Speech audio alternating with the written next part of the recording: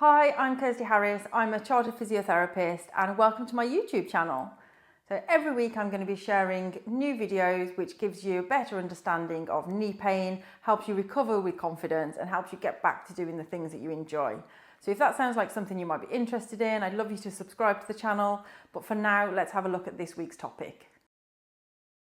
Following a number of questions about osteoarthritis of the knee, particularly around what a diagnosis actually means and whether it means surgery is inevitable, I've put together this week's video to answer them properly. So let's get started. If you've recently been told you've got osteoarthritis or OA in your knee, you're definitely not alone. It's one of the most common reasons people come to see me for physiotherapy. In this video, we'll cover three things: what knee osteoarthritis actually is, what physiotherapy can genuinely do to help, and just as importantly, other options available when physio alone isn't enough. Before we go any further, it's worth understanding a bit about the knee itself, because it's not just one single joint, it's really two joints working together. There's the main knee joint, the tibiofemoral joint, the hinge joint, where your thigh bone meets your shin bone, and the kneecap joint, the patellofemoral joint or PFJ, where your kneecap glides up and down against the thigh bone as you bend and straighten your knee. Within both of these joints, the ends of the bones are covered by an articular cartilage, a smooth, slippery tissue that allows the joint to move with very little friction and helps cushion and absorb the load going through your knee every time you walk, bend, or take a step.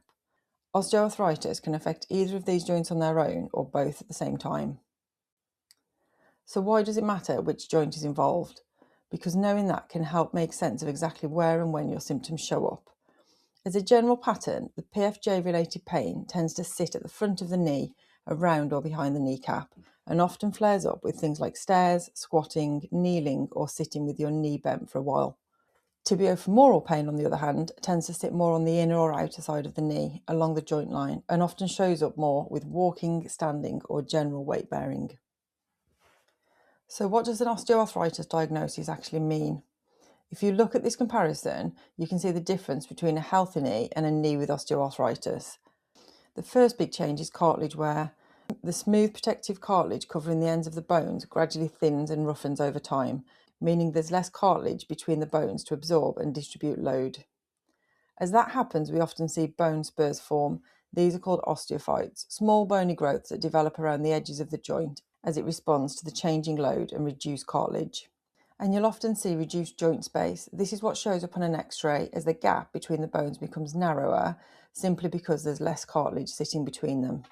Together, these three changes are what we're actually talking about when someone's told they have osteoarthritis of the knee. So what causes these changes? It's linked to things like age, previous injury, and how the joint's been loaded over the years.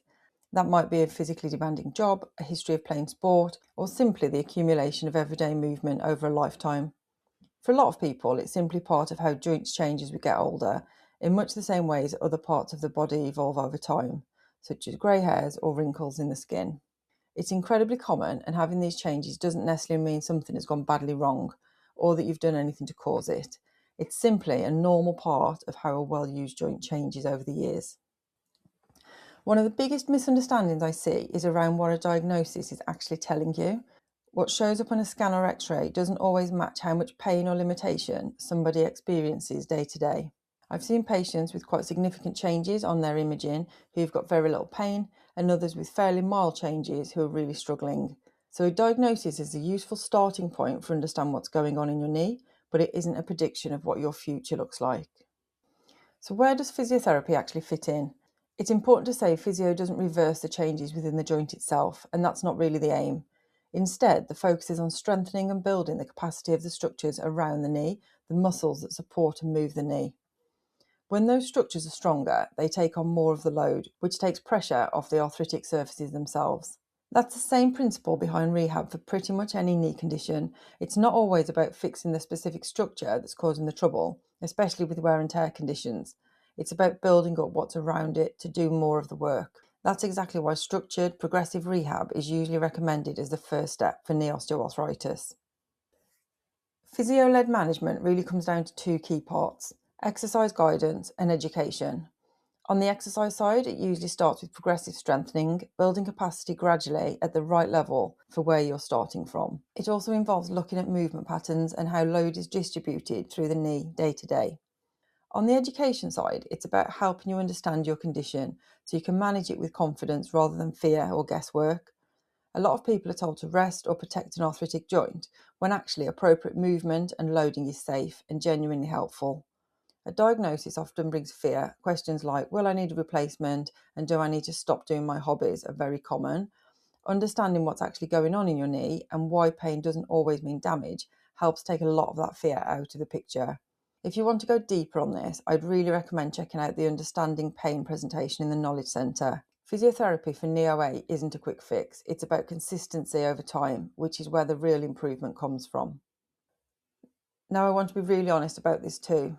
Physio isn't the fix for everybody in every situation, and that's important to say. For some people, even with consistent, well-structured rehab, pain and function remain significantly limited, and daily life is still genuinely affected.